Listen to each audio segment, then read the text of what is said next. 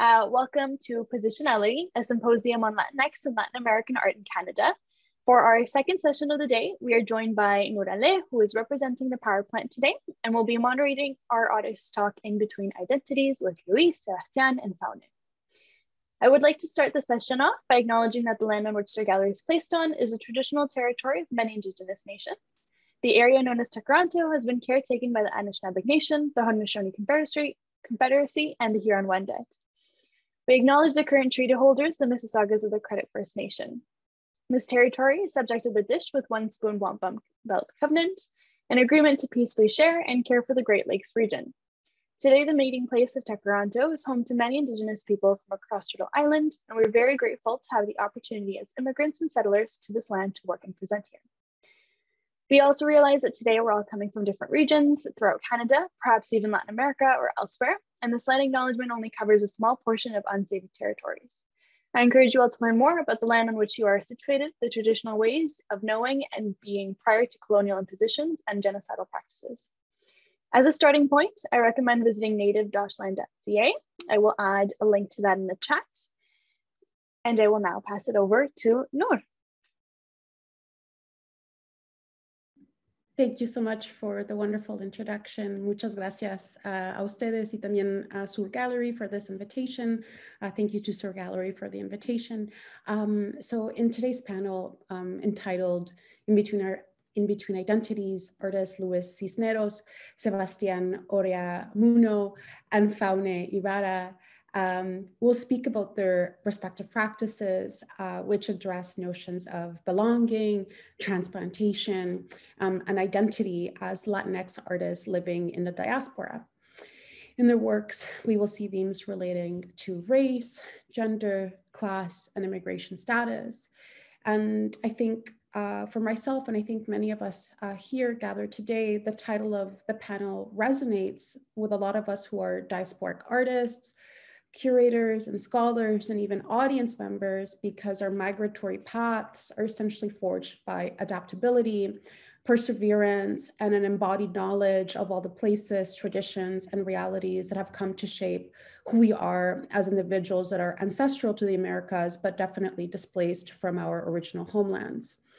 To live in between our Latinx and Canadian identities is to straddle a very porous line, one between multiple geographies, distant memories, and cultural traditions, and even identities that we learn to adapt over time in order to survive. I'm also reminded about the forces of assimilation, white supremacy, and cultural erasure, which have failed since the time of colonization in the Americas to silence us, but still very much exist today. It is my pleasure to begin this panel by introducing Luis Cisneros, who is a non-binary Mexican-Canadian artist based between Toronto and Belleville, whose practice unpacks themes relating to land, queerness, and race. Luis, over to you.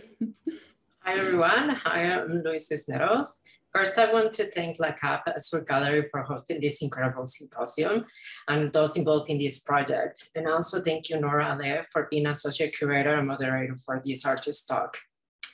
I also want to ask Mimi Grant to acknowledge an ancestral traditional territories of the Mississaugas of the New Credit, the Haudenosaunee and Confederacy of Six Nations, the Anishinaabe and the Huron-Wendat nations, who are the original caretakers of the land in which we stand.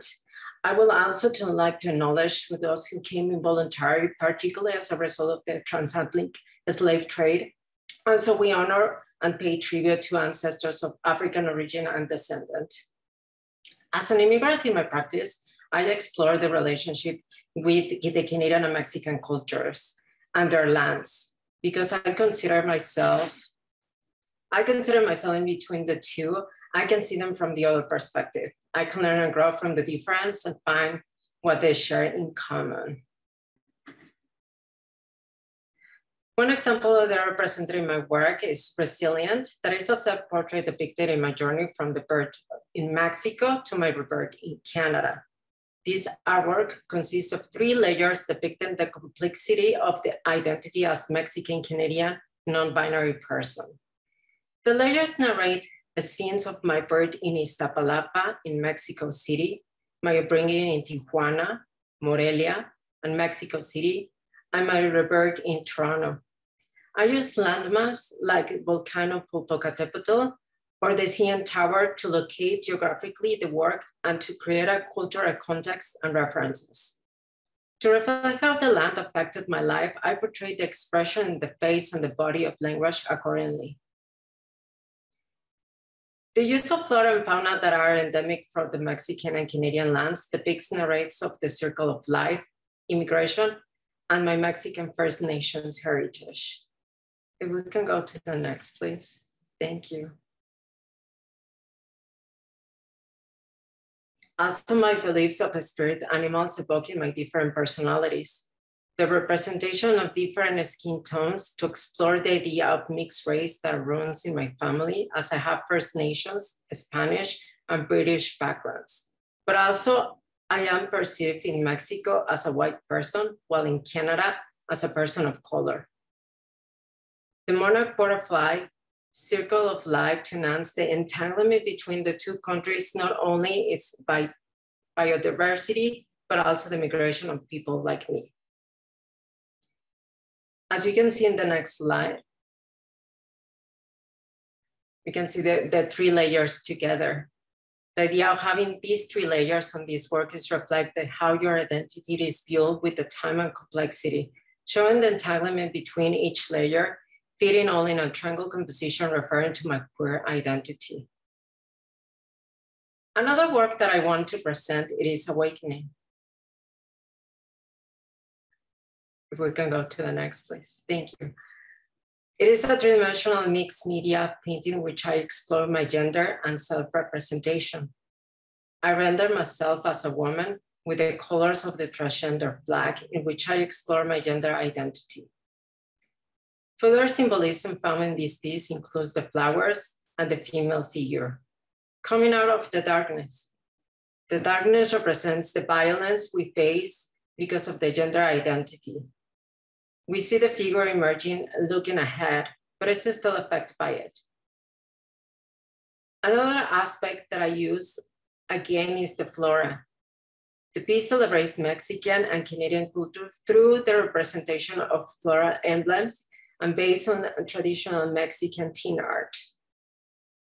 The vanilla flower represents Mexico and is something that my family is tied to. And the trillium represents Canada. For me, like my rebirth in Toronto.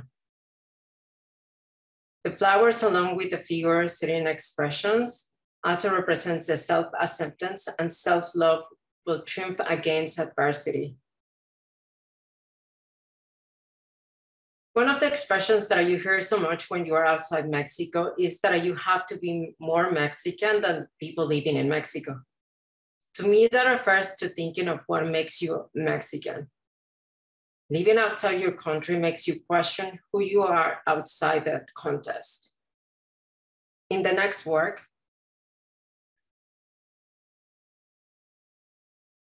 in my Sarape, if we can go to the next one, please. Thank you.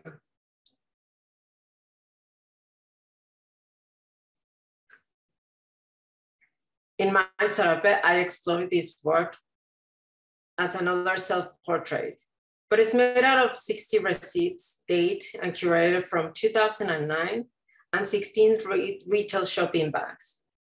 Inspired by traditional Mexican textiles, especially the sarape, which is a Mexican traditional cloak or blanket. I recreate a sarape in which I render the diaspora that I live and the two countries that I belong. I use the materiality to criticize the consumerism in which we live and reclaim the value of my heritage. Most of the time, bigger companies or industries like the fashion industry appropriates traditional Mexican textiles for their economic gain. In this case, I am using their brands to regain my identity. The use of symbolisms represent the importance of the land and sustainability by creating something from recyclable materials. Traditionally, the design and patterns were used to identify one's family status and regions, where you come from, and that's what I made in this work. The flowers represent Mexico City. But the maple leaf and the nopal cactus represent my Mexican-Canadian identity, while the triangle symbol forming a diamond refers to my queerness. Finally, in my next work,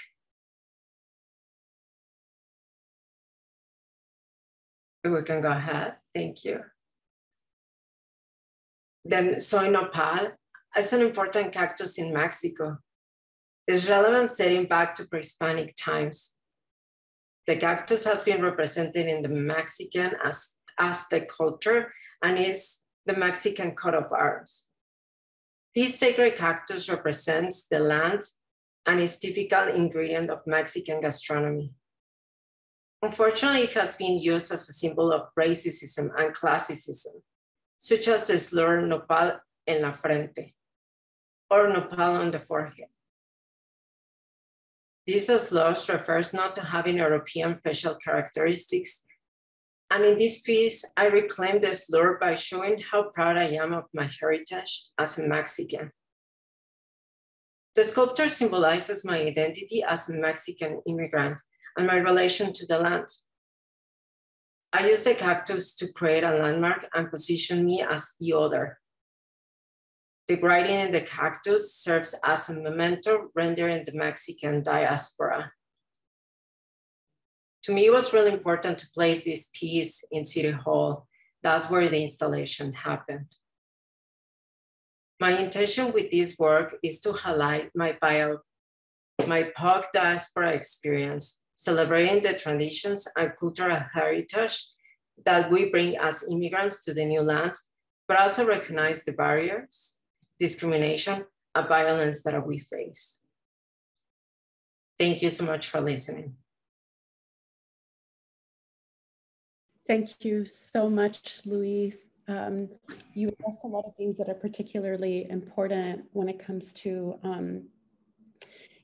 the last sentence about celebrating our cultural identities, but also the kinds of barriers that we face, either through bureaucratic systems or the othering when we're labeled as basically through particularly very racial stereotypes. And we see that in your Nopal work. And you also touched on the hybridity, right? That a lot of us are essentially of mixed ancestry and descent. And that is something that is particularly important in our communities because there's also the issue of colorism and privilege and also kind of straddling all of these barriers when it comes to being definitely a person of color in Canada, but back home, that there are certain kinds of privileges that those who are fully Indigenous do not necessarily experience. And I'm sure that we'll have more time to get more into the conversation about this. In our following panel, it's my pleasure to introduce Sebastián Oreamuno, who is a queer Toronto-based artist and academic who is completing his PhD dance studies at York University and whose research explores placemaking, memory, and cueca, a traditional Chilean dance, I believe. So Sebastián, over to you. Thank you, Noor, for the introduction. And Luis, thank you for that presentation. Thank you, Sur Gallery, for having me here. And I'm so excited to share space with Fauna and Luis and Noor today. So yeah, my name is Sebastián and Sebastián. I go by both because I grew up with both of those names. I immigrated to Canada when I was 8 years old. And so I would hear Sebastián at home and Sebastian at school. That's kind of like one of the many instances of residing in between. I'm a dancer and I'm currently in Takaranto. And I'm exploring cueca and memory in my PhD. And today I'm going to talk about this piece behind me. I call it a piece because I'm a dancer and we call our work pieces. I have drawn since I can remember. And I kind of returned to it through multimedia practice, which I'll talk about in a minute. And this piece behind me explores a memory, one of my earliest memories of coming to Canada. So first I'll talk about the multimedia practice, and then I'll talk about Cueca a little bit, and then the memory. So in 2017, I was meeting with Natasha Myers, and she encouraged me to do a dance a day, which is a project that she had done a long time ago to kind of understand drawing as another way of recording, particularly because she didn't want to use a camera when going into interviews. She's an anthropologist, and she's also a dancer. And as I started engaging in that practice, where I would dance, then I would draw, and then I would write, I started to realize that both of our intentions, or both of what we were fostering, were very different. She wanted to foster these kinetic graphemes, or a way of capturing movement through drawing. And for me, it became about something else. And I'm actually not sure still what it has become, but it has really fostered another way of engaging with dance. I have found more movement in this exploration. It also fostered a way of engaging with drawing that wasn't familiar to me prior to 2017, because I didn't do abstract drawings. I was more of a figurative artist, or I drew figures, things that were representational. And partly because I was a perfectionist, this was a really important lesson in letting go. And then I would write, and definitely writing has become it has been the hardest challenge to overcome, because I try to be very intuitive in the reflections that emerge out of this process. And sometimes I really do get stuck in my head. But the practice has been really generative, because I'm constantly encountering myself through these different media. The little fragments that get produced, the movements, the drawings, and the writing. And so it turned into a methodology for my research, which is on Cueca. And Cueca is a name for three different things. It is a name for a dance form, which is what I'm focusing on mainly. It is the name for a music genre, and it is a name for a kind of lyric, because cuecas have songs, or often, there's songs, there's music, and there's dancing. Cueca is also a very interesting dance because it was danced by the populace, and then it was nationalized in 1979 by the dictatorship in Chile.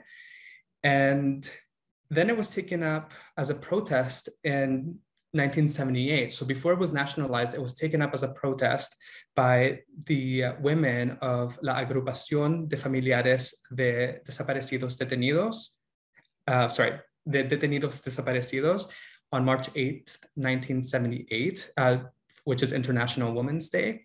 And it was danced in a theater. And the following year, on September 11th, I believe, or September 11th or 18th, 1979, I can't remember the exact date, it was decreed to be the national dance of Chile.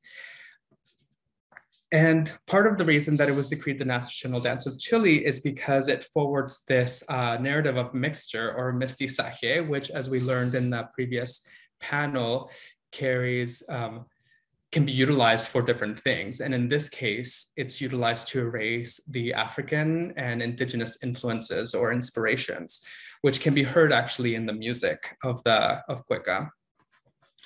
Nevertheless, Cueca is a very flexible dance form in the sense that it can be used to celebrate September 18th, which is Chilean National Day. It can be used to protest the dictatorship. It can be used to entertain. It has become a competitive dance form as well, that was sort of fostered during the dictatorship as well. It is considered folk or popular and traditional, and I would even say contemporary, because it's always danced in the present moment, and those traditions and movements have been carried forward into the present. And it is also part of the handkerchief dances of South America. So you use a pañuelo like this, or like this. These were pañuelos that my aunt, my tia Eliana, brought to me from Chile when she visited one year in Canada, when she visited Canada one year. And as I started to embark on relearning Cueca somatically, sensorially, just kind of feeling what was in my body, what I remembered from it with the help of my colleague, Jennifer Dick. This memory of red kind of popped up. And I can't really pinpoint when it happened. It could have been because I was seeing the red copihues, which are the national flower in Chile, or it could be that I had laid out all my pencil crayons according to the spectrum, and there were these two reds that were side by side, looked so different, but also so distinct. Something just triggered this memory, and I was like, oh yeah, right, this happened, and it kept nagging at me. And the memory is that when I came to Canada, I had an idea of what the color red was. It was this kind of orangey reddish tone that was not called red here. Here, red was a more of a pinkish hue. And learning that was a bit disorienting. It kind of confused me for a bit. And I guess I carried that difference in my body for all this time. And this is what I'm exploring in this piece.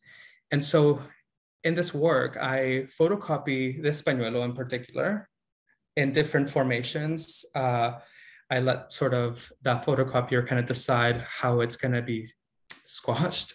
Sometimes as it's like squashed, I move it off the photocopier so it creates kind of like a dragging motion. Sometimes the images disappear. And then I draw on the pañuelo, and I draw, or on the photocopy of the pañuelo, and I draw in pencil crayon as well as chalk pastels.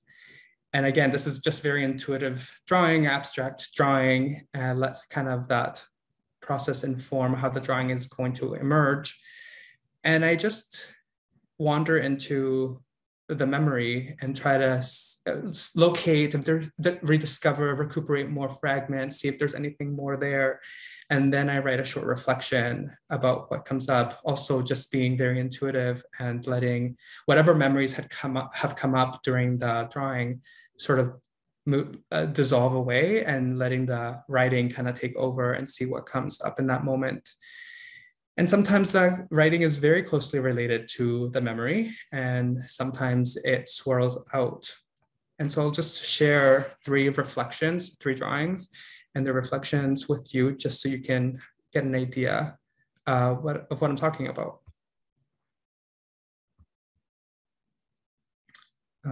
I hope that everybody can see this.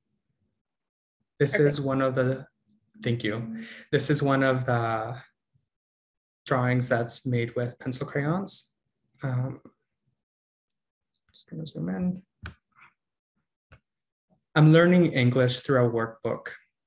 Me recuerda del libro con dibujos en Chile, el libro con que aprendí castellano. Red apple, or maybe red circle, or maybe red box. Color this box red, she might have said. This is red, she said. She must have said, but red was not rojo. Red is not rojo, just like castellano is in Spanish. There's a nuance. There's a nuance that's lost but not gone. Something escapes but remains. I hold these nuances in my body as closely as I hold red and rojo in my hand. This one, this drawing, it's chalk pastel as well as pencil crayon. And in this case, I photocopied the pañuelo in color, so you can see the red on the copihues.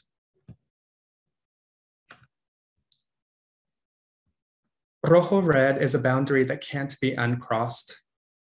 Rojo red is a doubling that can't be unified, a multiplicity that can't be undone. I can't not do now. Now, all I can do is multiply further, continue crossing borders, confuse rojo red, and let memory swallow it all up.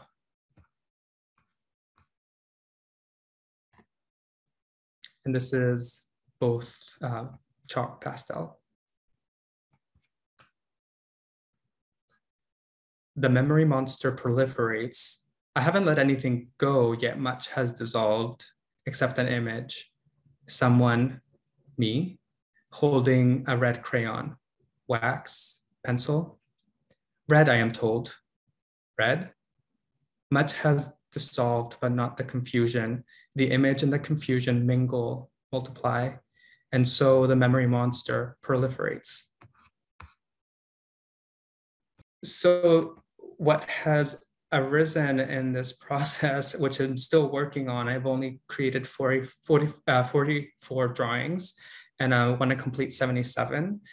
But it has allowed me to, the process has allowed me to recuperate and recover and rediscover, as well as ground myself in this identity that resides in between, since I'm actually considered a 1.5 generation immigrant, because I immigrated as a child. And so I didn't really have a choice in the immigration.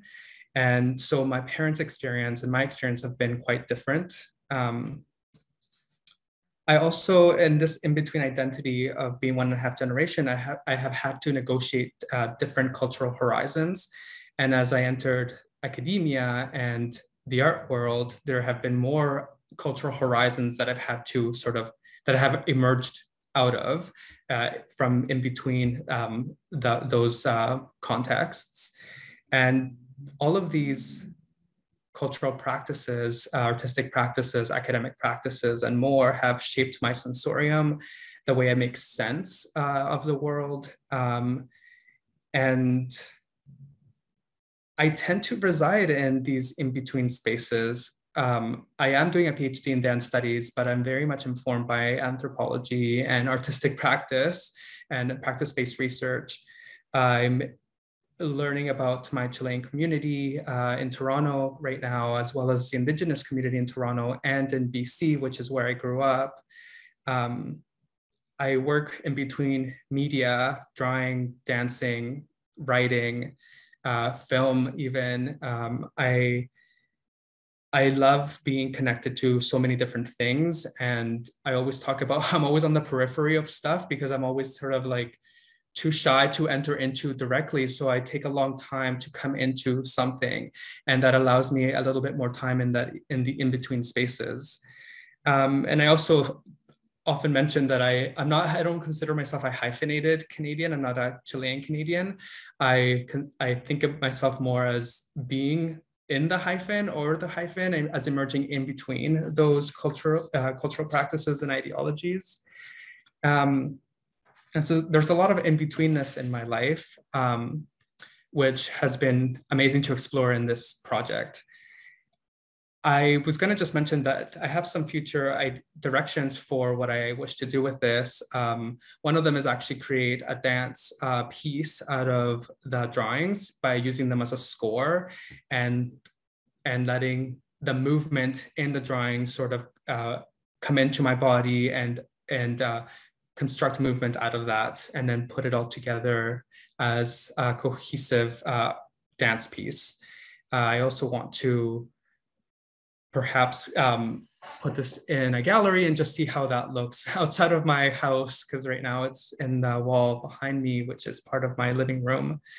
But I'm also willing to let the process unfold as it does and see where things go.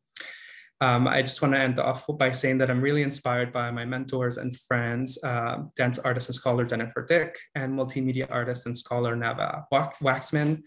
I'm also inspired by feminist authors and scholars like Lee Maracle, Gloria Ansaldúa, C. Nadia Saramatakis, Stefania Pandolfo, Deidre Sklar, and Sarah Ahmed, among others.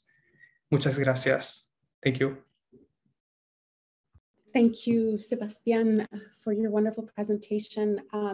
It was really beautiful to hear you speak about how generative your practice is. There's a lot of movement in it, from the creation of your works, your research-based practice, and also these works that also include poems in it. And poetry is also very much like a dance of words. There's something very lyrical in it, and you kind of get a sense of it. One of the things that really kind of resonated is, of course, the identity signaling that for some of us use the hyphenated identities, others become the hyphen, which is such a fascinating thing. This is the first time I've ever heard it, and I think it's brilliant, like to say, I am the hyphen. And then the other thing too is others who really don't signal because they practice opacity to create a different kind of enclosure or safeness where we only reveal ourselves between our friends and colleagues who are individuals of color due to many reasons that people may want to keep this in a very private sanctum. So thank you for your brilliant presentation, and we're gonna proceed now to introduce Mexican diasporic artist Fauna Ibarra, who is joining us from Vancouver, I believe, and her multidisciplinary practice conceives the body as a site of translation to communicate with the other than human. So Fauna, over to you. Thank you, Nur, for the introduction, and thank you to my fellow panelists. It's been wonderful to hear what you have to say about the in-betweenness of being.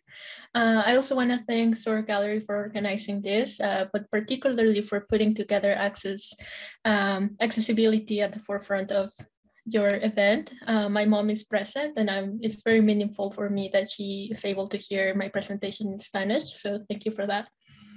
I will start sharing my screen now.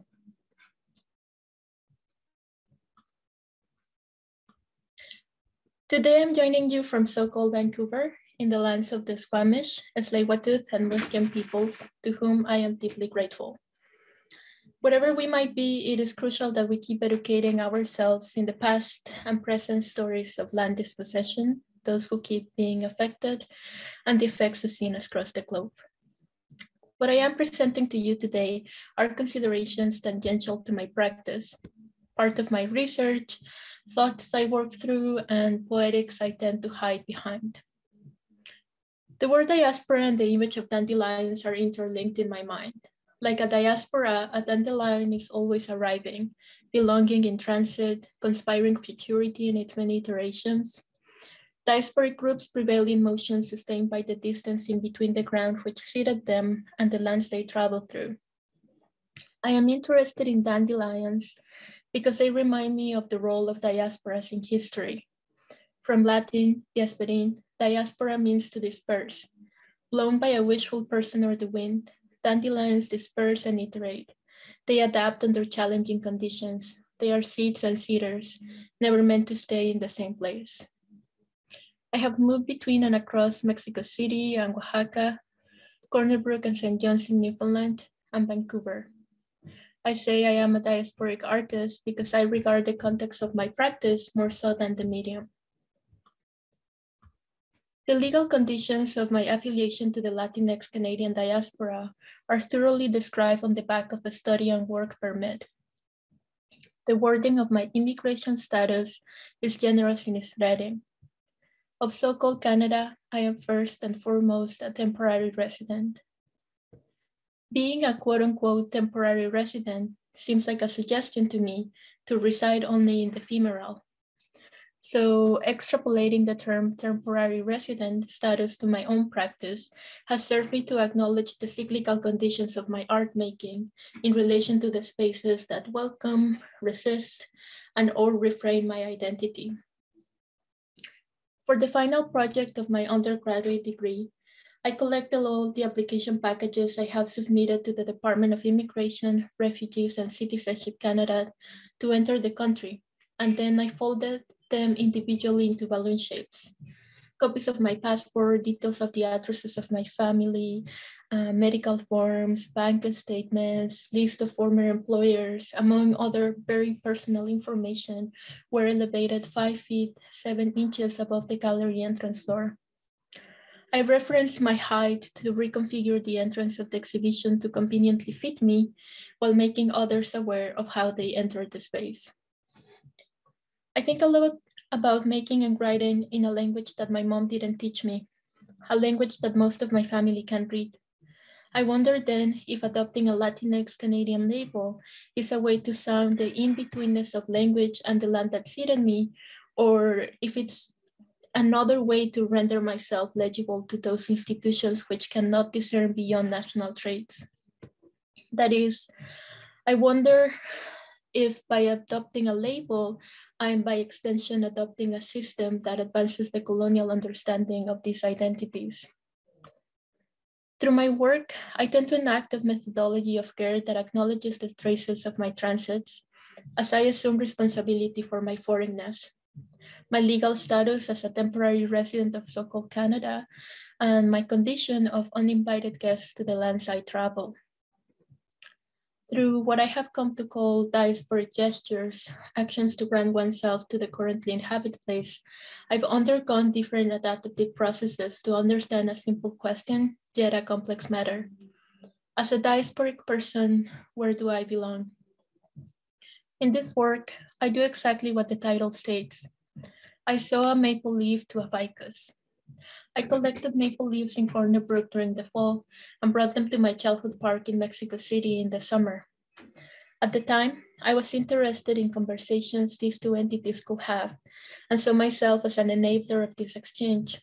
Looking back, I see sparks of my interest for agency and non-human languages in this sewing gesture.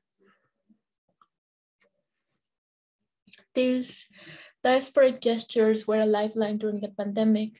The isolation, only accompanied by uncertainty, made for a terrible combination from which I escaped by enacting my art. That is, by acting out the processes of making and making the process part of the work. In the springtime, when I go on walks, I look at the dandelions growing at the edges of the road.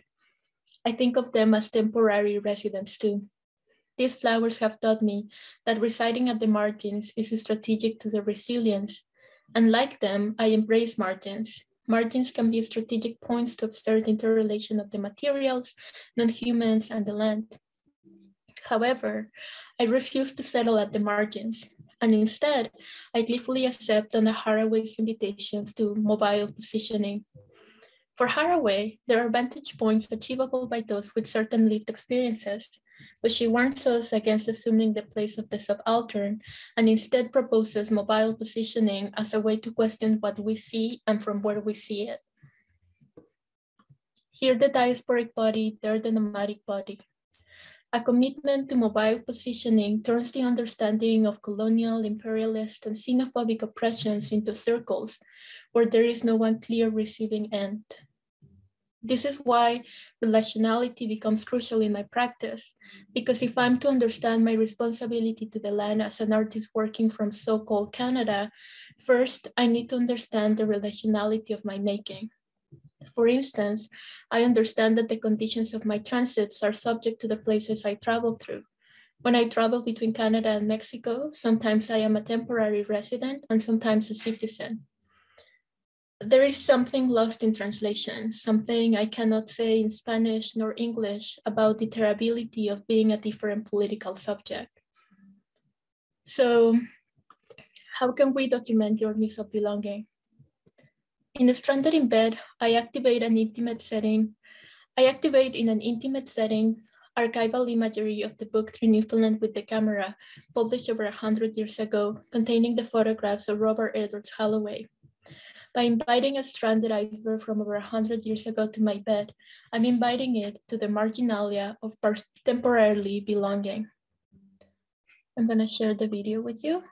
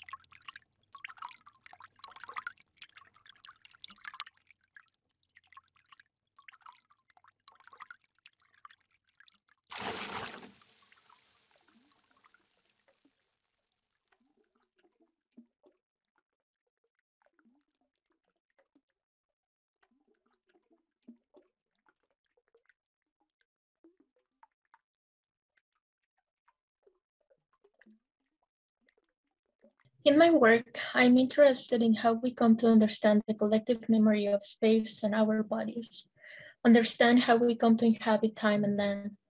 Confronting these images for their colonial past and interpolating them into intimate settings allows me to formulate the questions. How to document journeys of belonging? Who has done it before? And have these stories been written in the first person? I believe that to name oneself a diasporic artist or person is to assume agency over our own writing in history. And to name that history, in my practice, I look at nomadic, diasporic, and indigenous artists and writers navigating topics about solitude, writing, and belonging. In my last project, Books as Bodies or Bodies as Maps, I repurposed books by a selected few authors into pinhole cameras to rewrite my surroundings, to find commonality in displacement by weaving my stories in and out of narrative structures offered by authors who write about grief, pain, and transiting. I took photos along the Vancouver shoreline as a gesture of acknowledgement to the water as a common future for untold human and non-human stories. In this video, I am using the book camera of Sonja Boone autobiographical novel, What the Oceans Remember. The book features descriptive accounts of Sonja's travels and journeys in the archive. Through the book, we discover more of Sonja's family's histories beyond the Atlantic. In its table of contents, I inserted a new apparatus, a new system of vision, a 35-film pinhole camera. This book camera has the capacity to look back at the readers and what surrounds them. I see it as an agential element in my work with the ability to re-see and rewrite that which surrounds us. What the book cameras document are not photographs, but long sentences. The breaks in between the landscapes, the double exposures, the registering of breaks and motion constitute the image. These book cameras are re-seeing, complicating the relationship between form and content, writer and reader. I paired these images with written accounts of my walks through the shoreline as I was processing the passing of a loved one. The relationship between image and text was presented in 4 different repositories: a map, a 3-channel video, and postcards and booklets.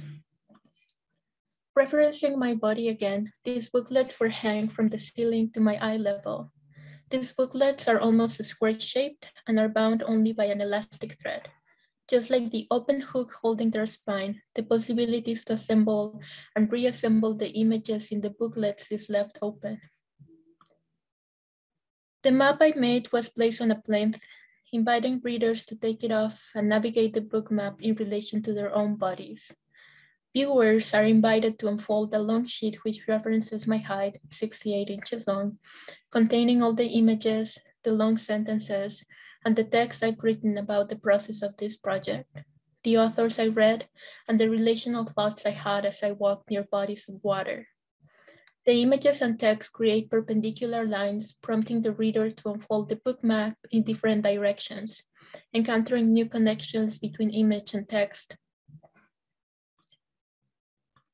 The final piece of Books as Bodies or Bodies as Maps is this 3-channel video, which was assembled knowing it will be in a place where viewers will arrive to it in different moments. There is no clear beginning or end. It presents points in the making and thinking through the materialities and ideas of the project. It offers ways to make connections between the elements of the work, partial answers as to what those images might be and how they were made. This video might catch the attention of the viewer, asking them to stay, but I am aware that my work is adjacent to the spaces where it's presented, and like myself and the reader, will eventually move somewhere else. In this excerpt of the video, I arrive at different times to the same place, looking for a dandelion. Upon encountering one, I blow the dandelion seeds and they spread again in the field. The cycle starts again.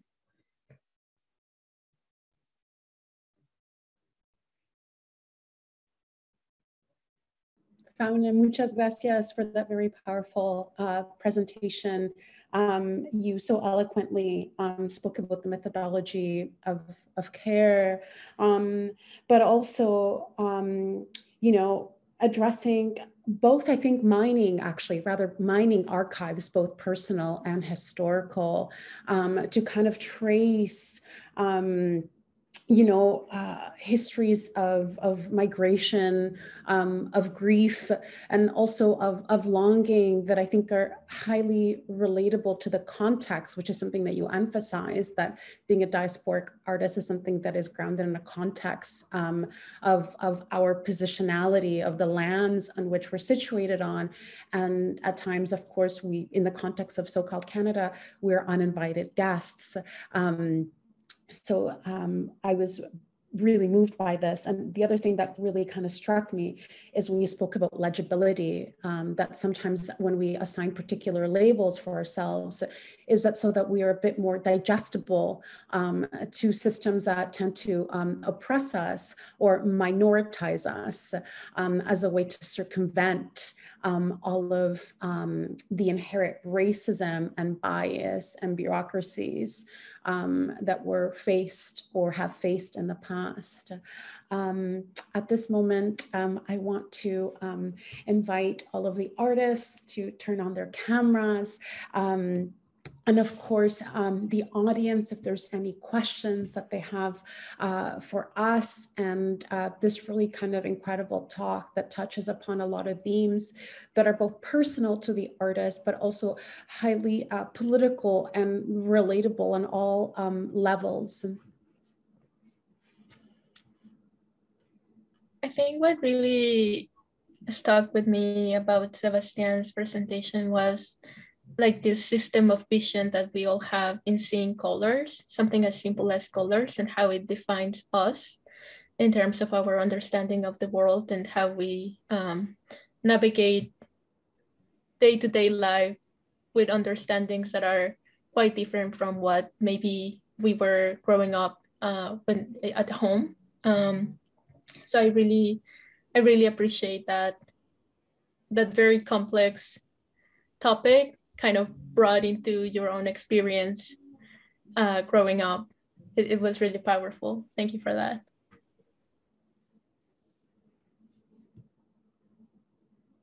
If I may, I'm going to jump in here with a quick question. Sebastian, you mentioned that your total culminative piece is going to be 77 individual pieces. Is there a reason why you're that number? Is there some sort of symbolism, or is it just something that came to you?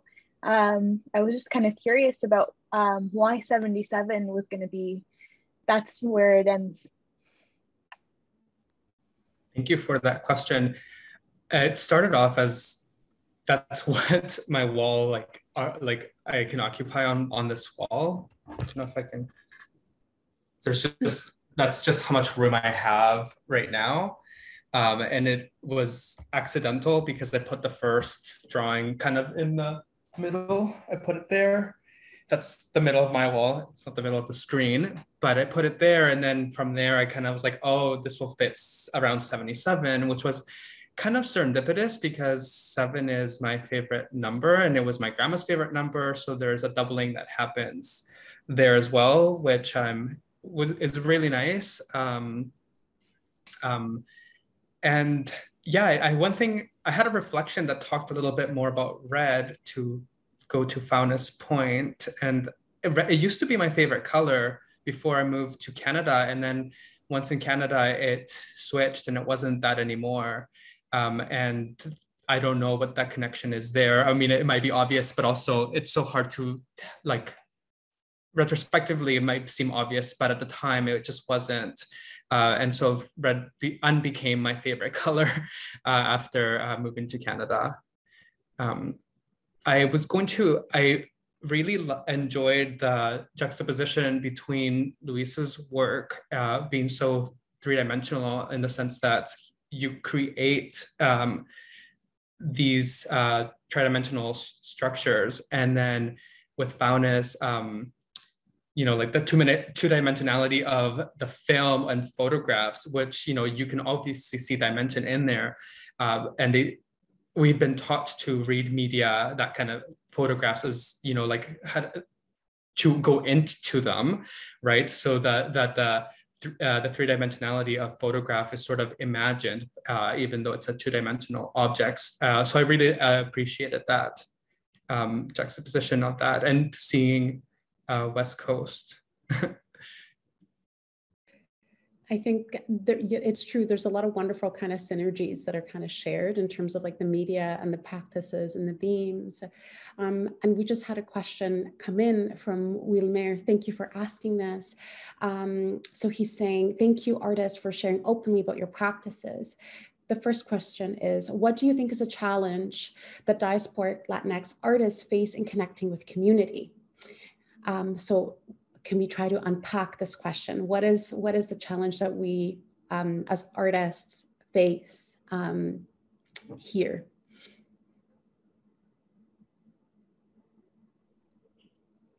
Okay, no, Luis, you go, because I already spoke. Oh my God, please, Paula, you can go ahead. Okay, I'll pass it right back to you. But I'll just say very quickly that, I grew up a little bit in Mexico City, but I consider myself mostly from Oaxaca, which is the south of Mexico. So it's hard to find folks who are also from the south of Mexico, because it's a different understanding of Mexico and like what that national identity might be.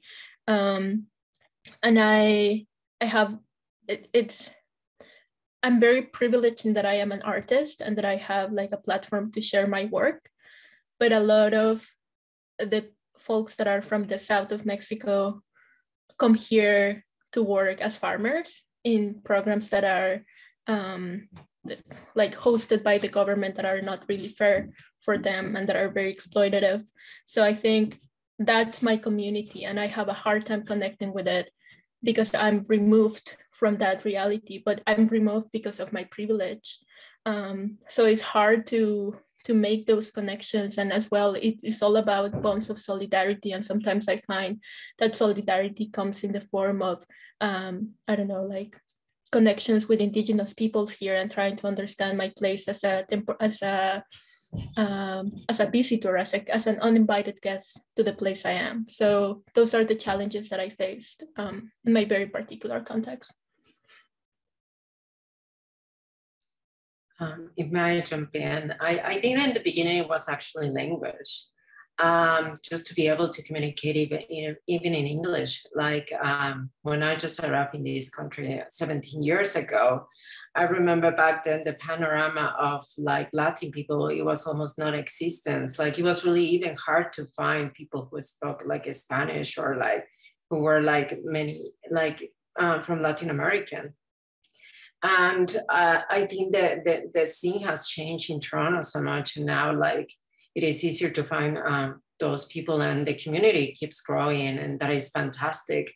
But I also find like sometimes it is as an artist, like sometimes you are working in your studio alone, and for so long that like sometimes it's so hard to like connect with other people, especially in these past 2 years when everything has been like online and everything has been like so insulated. Like for me, I think that those changes that had happened between like these 17 years and different experiences, that has been the hard part for me.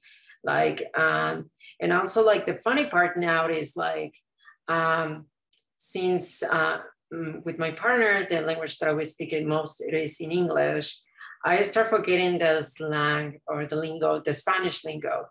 And like sometimes I switch, and that's the reason I appreciate so much Sebastian's work, like mixing the language, because that happens naturally sometimes. And like sometimes even when you're trying to connect with people in Mexico and you're speaking, you forget certain like words or like certain things. And it is one of the things that I like sometimes it is hard to communicate, especially here in Toronto. the Latin community is so diverse that they are from different countries. And like sometimes that communication in like those different words, like sometimes it's hard to understand. And you learn so much, but at the same time, it's like, it's hard, so. I'll jump in too. Yeah, for me, the challenge was that, well, one of them was my parents didn't really see being an artist like as a viable option. And so it was always something that I did as a hobby and not something that it's something I wanted to pursue like with all my whole heart, but I always was trying to also like, I guess, belong in the family. So I would always do other things. So my undergrad was in psychology. And then I did a master's in dance because it was more theoretical. And so I've slowly kind of come into dancing. And even because I grew up in Squamish, BC, there wasn't much of a Chilean community there. The bigger community would have been in Vancouver, which was an hour away. And so Squamish, it was a very isolated place, and I kind of had to embrace the practices that were present in that town. And I think here in Toronto, well, I mean, I think throughout my whole life, one of the challenges is that because when people find out that I'm Latin American and that I like to dance, they immediately think that I'm a great social dancer, and I am not. I'm not good at leading. I'm probably a better follower, and I really would much prefer to follow somebody on the dance floor than to lead them. And so that sort of has followed my Latin American or Latinx identity even into Toronto. And so I don't actually go into those spaces where there's social dance because I would rather just jump up and down at a club and dance to popular music. I love Latin American music, but there's an expectation that you will dance in a particular way. And that's not what I do, even in my own practice. It's more experimental, and I like to contort my body and find movement in strange places. And noticing here that even in the contemporary dance world of Toronto, it's very much aimed at like the Latin American dance community sort of gets swallowed up in that bigger umbrella of contemporary dance. So that's been really interesting to negotiate. And if I can build out on that, Sebastian, also the expectations. I find out, like, as you were saying, there are certain expectations from Latin people that are like, you have to fit certain characteristics or like certain behaviors. And when you don't meet them, or like when you surprise them, like it's sometimes like people, they misplace you in a way, or like they don't trust you, or like they start challenge you even sometimes of like certain stereotypes that they have in their minds and certain bias that they have. And it's something that I like sometimes occurs so much. It's very true, you know, what you've all kind of like mentioned to and inferred to these kinds of challenges about like expectation and biases and kind of stereotypes that the West really kind of actively plays into and feeds on through popular media, through tropes and ideas of like what is quote unquote exotic. Sebastian, like you talked about this, like the dancing trope. And I think for us who are Mexican, there's a lot of very harmful stereotypes about, you know, what we consume, what we do, what we don't do. And in reality is like, we are so incredibly diverse, you know, in each country. It's like there's sovereign First Nations in Mexico. They're all very different. They all have their own languages. It is not a monolith, and neither is, you know, Latin America. We're all very, very different. So we have about 3 more questions to cover, and I think we can make it, although we're a little bit over time. So I see some thumbs up, which is good. The other question that Wilmer asked, which is a really good one for artists who could be present in this panel, is what is something that is important to each of you to communicate to queer Latinx artists living in Turtle Island? So what is advice that you can offer?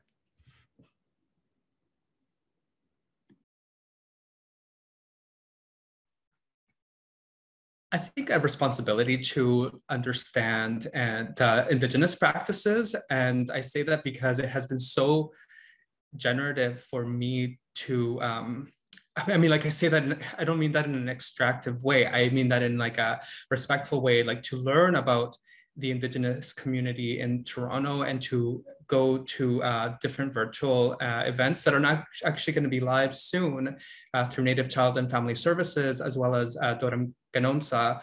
They have amazing sessions and events that you can attend, and you get to educate yourself in a really fun and in a great way, in a community, in community, and realizing where I reside, where I can be located or position myself alongside as in solidarity or as an ally with indigenous communities, and just like going to their works and seeing what happens to you, seeing how you're affected by that. I think that's something really important. And also to release expectation of what you have to be as a queer Latinx artist. And that it doesn't always have to be about traditions or roots. It can be, and even if it is, it's always going to be contemporary. And I think that's an important thing to remember, that if you're creating it now, it's contemporary.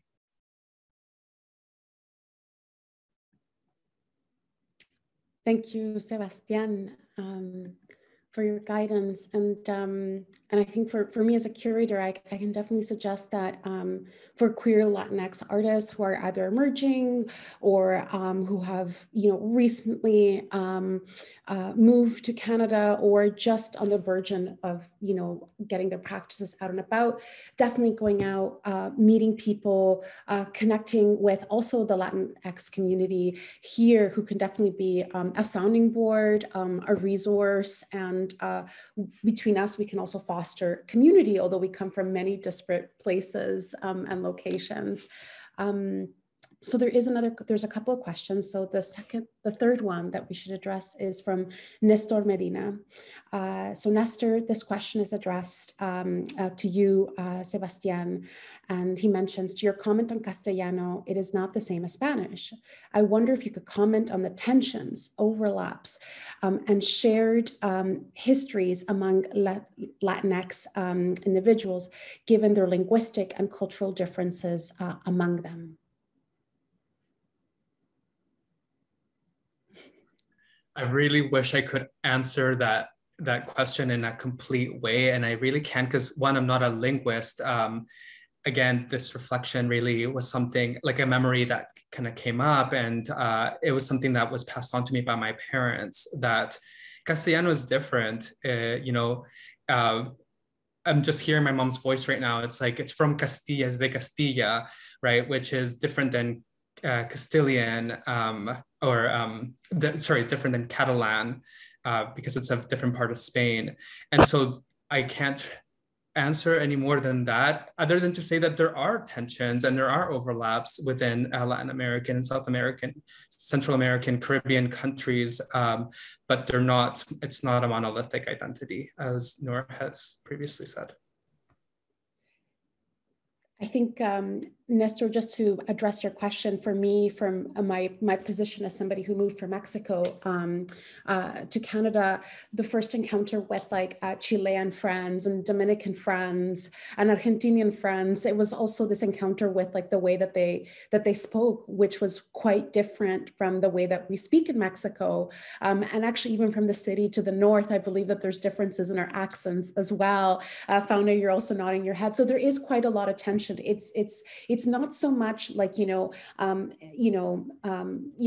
English that we practice here in Canada and the States, and that of Scotland and Britain. It's so there is really kind of a multiplicity of tones and pitches, and the slang, it gets completely lost. And if you listen to reggaeton, that it was the first encounter with Dominican reggaeton. I had to really kind of decipher it, and then you're able to fully understand the kind of beauty and complexity of Spanish language. And the way I like to say it is to my my non-Latinx friends that are learning Spanish is that if you can't understand reggaeton, you know, by a Dominican artist or rap, then you really don't know Spanish, because it's like you have to really understand all of us to understand our language. Although it is the language of colonizers, it's the one that kind of binds us together and we can speak in this common tone. The last question, oh, Sebastián. Yeah. Could I just add one more thing? In the context of Chile, just really quickly, there is a class aspect to language. And farmers, particularly, I'm going to talk about the CH sound, which is in the name of Chile. You know, in peasant areas, that CH might be softer, so it might sound more like an SH. And if people want to sort of elevate their status, they'll make that CH a little bit stronger. It'll sound like a T, like Chile versus Chile. And that is seen as, you know, like that is a class thing. And that is acknowledged as to be a class issue, particularly in Chile. I'm not sure about other Latin American countries, but I could, yeah. And that's something that definitely was, you know, my parents definitely brought, you know, with them, and they wanted us to pronounce things correctly, and often looked to Colombia as a place where Spanish was spoken more appropriately than even in Chile. So just found that interesting. It's true what you mentioned, that this is also present in Mexico as well. Like I've heard or I've been told that the lack of an accent is something that positions you in a higher class bracket as to somebody who has a very demarcated, you know, Mexican accent, which is quite, it almost sounds like you're singing when we speak, you know, it's like the tone can go higher. There's a difference in it. So this is something that I've also heard in my time of living in my home. So I believe that we have to wrap up, because we do have interpreters that have been generously extending their time to answer these questions. We're a little bit over, but thank you all for joining us. And I believe that there is a networking event, so I will let Hannah speak to us. And I want to extend gratitude to Sebastián, Fauna, Luis for their time, the attendees, Tamara Toledo, Hannah, and Sur Gallery for having us all here in community together.